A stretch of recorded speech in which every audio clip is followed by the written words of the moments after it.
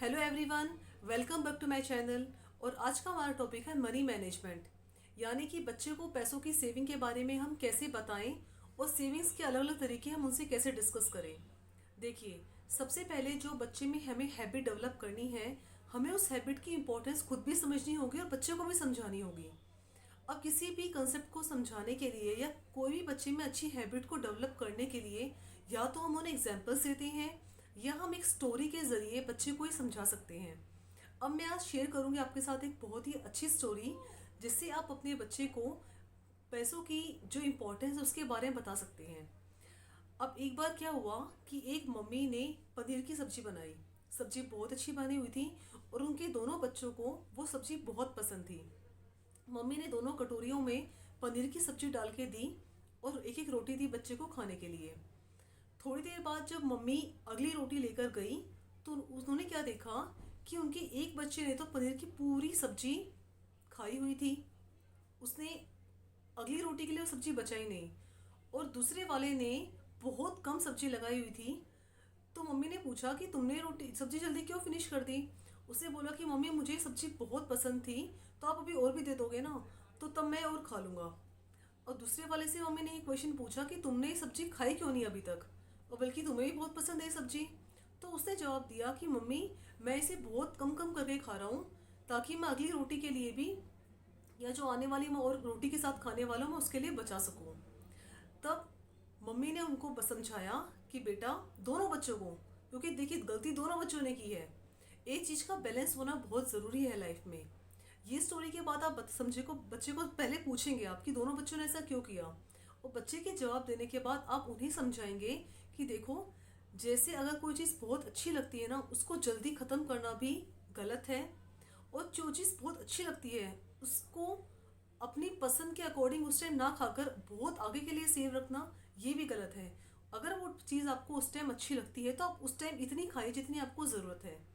यानी कि बच्चे को हम ये चीज़ समझा सकते हैं कि अगर आपके पास बहुत पैसे होते हैं तो उसी टाइम उसको बहुत जल्दी खर्च करना ही बहुत गलत है, या फिर ज़रूरत का सामान ना लेकर उस पैसे को केवल बचा के ही रखना ये भी गलत है। जनरली हम उसको कंजूसी कहते हैं कि जब ज़रूरत के टाइम पे अगर आप उसको खर्च ना कर सको तो सेविंग का भी फ़ायदा नहीं, लेकिन अगर आपके पास पैसे बहुत ज़्यादा होते हैं उसको आप खूब खर्च करना कि कल के लिए हम देखेंगे, ये भी गलत है। तो ये कंसेप्ट बच्चे में डालना बहुत ज़रूरी है, क्योंकि बच्चा अभी अपने पैसे न देखकर आपकी जो बजट है, आपके जो पैसे उसको अपनी ही नज़र से दिखता है कि बहुत ज़्यादा है तो मम्मी मुझे कुछ भी खरीदवा सकती है। हम जनरली अपनी फ्रस्ट्रेशन में, हम अपने गुस्से में बहुत बच्चे को कह सकते हैं कि पैसे इतने एक्स्ट्रा नहीं होते तुम्हें बताने के लिए, या जब बहुत कम होते हैं तब भी हम बच्चे को बताते हैं कि बेटा अब इस बार हमारे पास पैसे कम हैं तो हम आपको देंगे या हम आपके लिए वो चीज़ खरीद के देंगे। तो बच्चे में ये चीज़ डेवलप करनी, पहले उसकी इंपॉर्टेंस उसमें डेवलप करनी बहुत ज़रूरी है। तो स्टोरी के ज़रिए या अपनी फाइनेंशियल कंडीशन को, जब बच्चा 7-8 ईयर का हो जाता है तब उसे फाइनेंसिस जो कंसेप्ट है ये डेवलप होने शुरू हो जाते हैं, तब आप बच्चे में आराम से बता सकते हैं। अब उस मैनेजमेंट को प्रॉपर तरीके से चलने के लिए आप बच्चे के, हम सबसे पहला हमारा होता है गुल्लक, हम बच्चे को पिगी बैंक देते हैं। ये बहुत सालों से भी चला आ रहा है और ये बहुत अच्छा तरीका भी है कि बच्चे को काफ़ी सारे पैसे मिलते हैं, रिश्तेदारों से मिलते हैं, या फिर हम भी जो हमारे हम खुले पैसे जो हमें बचाते हैं हम वो भी बच्चे को देते हैं कि अपने पिगी बैंक में डालो। अब देखिए, पिगी बैंक किस तरीके की होनी ज़रूरी है। जनरली हम लोग मिट्टी वाले लेके आते हैं कि उसमें रखा रखा जाए, उसको निकालने के लिए वो पिगी बैंक तोड़नी पड़ती है। लेकिन आप पिगी बैंक ऐसा दीजिए बच्चे को जिसमें वो बच्चा ज़रूरत के अनुसार पैसे निकाल भी सके, ताकि बच्चे को खर्च करने भी आने चाहिए। अब खर्च करने किस लिए आने चाहिए कि बच्चा अगर मार्केट जाता है तो उसे भी उसकी पिगी बैंक से कुछ पैसे दीजिए कि उसी पैसे से वो अपनी चीज़ खरीदे। बच्चे को हम मनी पढ़ाते हैं सेकंड थर्ड क्लास में कि 50 रुपीज़ से 10 रुपीज़ दिए कितने पैसे बचे। ये बच्चे को बुक्स में ना करवा के आप शॉप में लेके जाइए, उसे अपनी एक चीज़ खरीदने दीजिए। जब वो पैसे का लेन देन खुद करता है तो उसे कंसेप्ट भी क्लियर होता है, साथ ही बच्चे को बहुत अच्छा लगता है कि ये चीज़ उसने अपने पैसों से खरीदी है, तो उसके लिए उसकी इंपॉर्टेंस अलग ही होती है। अब जब उसके पिगी बैंक में पैसे जमा हो जाते हैं बहुत सारे, तो उसका करते क्या है, हम या तो जनरली कोई चीज़ ला के दे देते हैं उन्हें उन्हीं के पैसों से। देखिए, जब ज़रूरत की चीज़ हो गई, ऐसा नहीं कि हम उन्हीं से खरीदवाते हैं, अपनी तरफ से भी हम उन्हें बहुत सारी चीज़ें खरीद के देते हैं। तो जब वो पैसे इकट्ठे हो जाते हैं काफ़ी अच्छे अमाउंट में, तब आप उन्हें बैंक का कंसेप्ट इंट्रोड्यूस करवाइए।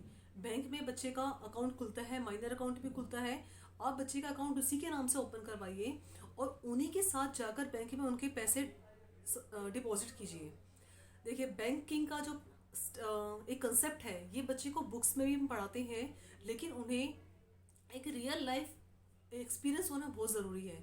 बच्चे को पता लगता है कि हाँ, बैंक में पैसे डिपॉजिट होते हैं, तो उनकी हैबिट बहुत अच्छी डेवलप होती है कि फ्यूचर में जाकर भी वो जो बेफिजूल खर्ची है वो उसी से बिल्कुल बचा रहेगा। बात एक पेरेंट्स, जब बच्चे थोड़े बड़े हो जाते हैं तो हम उन्हें पॉकेट मनी देते हैं कि बच्चे का स्कूल जाता है, उसका खर्च होता है, कैंटीन में वो अपने खाने पीने के लिए कोई ना कोई चीज़ देता है। देखिए, पॉकेट मनी देना कोई गलत बात नहीं होती, लेकिन एक पॉकेट मनी सही तरीके से दी जाए ये बहुत ज़रूरी है कि बच्चा कितने पैसे आपसे मांग रहा है, उसने वो पैसे महीने कहाँ खर्च किए, इसका पता जरूर होना बहुत ज़रूरी है। ये इसीलिए नहीं होता कि हम बच्चे पे शक करें या फिर हमें बच्चे पे विश्वास नहीं है। ये इसीलिए होता है कि बच्चे की अगर उसने पॉकेट मनी में कोई फिजूल खर्ची की है तो हम उन्हें सही तरीके से उन्हें बताएं कि देखो बेटा, यहाँ पर आपको ये खर्च नहीं करना चाहिए था, ये बहुत ही एक्स्ट्रा था, आप इसको सेव कीजिए वरना आपको पैसे नहीं मिलेंगे इतने एक्स्ट्रा। ये बहुत बताना बहुत ज़रूरी होता है। बहुत सारे पेरेंट्स से मैंने देखा है कि वो इस चीज़ को शो ऑफ भी करते हैं कि हम अपने बच्चों को बहुत एक्स्ट्रा पैसे देते हैं उनसे बिना पूछे कि कहाँ खर्च किए। देखिए, ये शो ऑफ करने की कोई चीज़ नहीं है, कहीं ना कहीं आप अपने बच्चे को ये गलत रास्ते में लेके जाते हैं। बाहर की बहुत सारी कंट्रीज़ में बच्चे जब स्कूल में होते हैं, जब कॉलेज में होते हैं, तो वो अपने लिए एक पार्ट टाइम जॉब भी करते हैं। और इसीलिए नहीं कि उन्हें जॉब की ज़रूरत होती है, उनके पास पैसे की कमी होती है।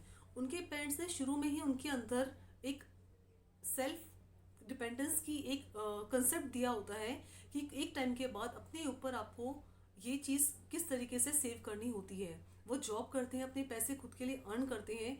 इवन जो अमेरिका का प्रेसिडेंट है बराक ओबामा, उनकी जो बेटी है, जो प्रेसिडेंट थे, still she was working in A restaurant. अब ये कंसेप्ट कि मेरे पापा प्रेसिडेंट हैं तब भी मैं कमाऊँ, देखिए ये वो कंसेप्ट वहाँ पर है ही नहीं। अब मैं ये नहीं कह रही कि हम ये कंसेप्ट अपनाएं, लेकिन कहीं ना कहीं जिसकी जो चीज़ अच्छी होती है वो हम किसी चीज़ के लिए अपना सकते हैं और अपने बच्चों में ये चीज़ डेवलप कर सकते हैं। तो होप सो मेरी ये वीडियो आपको इस मैनेजमेंट के लिए, मनी मैनेजमेंट के लिए बच्चों में कैसे सिखानी है इसके लिए काम आए, क्योंकि इसके लिए हम बात बहुत कम करते हैं। इसके लिए ना हमारे पास कोई बुक्स होती हैं या कोई बहुत कम मटेरियल हमारे पास प्रोवाइड होता है। इसीलिए मैंने वीडियो आपके साथ बनाई है और शेयर की है। तो प्लीज़ इसे और पेरेंट्स के साथ शेयर ज़रूर कीजिएगा। मेरी इस वीडियो को लाइक और सब्सक्राइब ज़रूर कीजिएगा। Thank you so much for watching. Good